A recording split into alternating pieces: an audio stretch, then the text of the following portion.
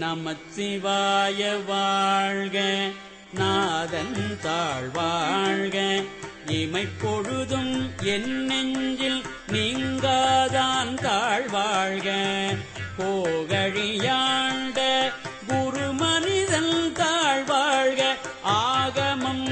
ஆகி நின்று அன்னிப்பான் தாழ்வாழ்க, ஏகன் அநேகன் இறைவன் அடி வாழ்க,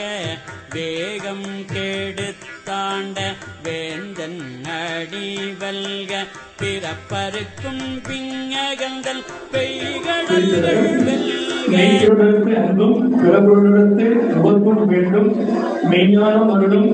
ஒன் குருவினை நேசிக்கிற குருவினை, மெய்ஞானம் அருளும் ஒன் குருவினை நேசிக்கிற குருவினை நேசிக்கும் பகுதியாக இந்த திருச்சதகம் வந்து இந்த 100 மாட்டுமே நாம் எப்படியெல்லாம் வழிபாடு செய்யணும் அப்படின்னு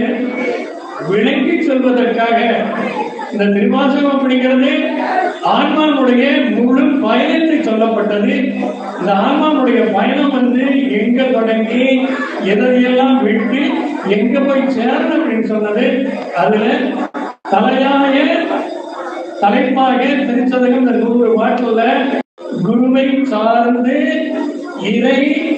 அருளை பெற வேண்டும், குருவருளின்றி திருவருள் இல்லை. ஆகவே இந்த சர்க்குரு பீடத்துல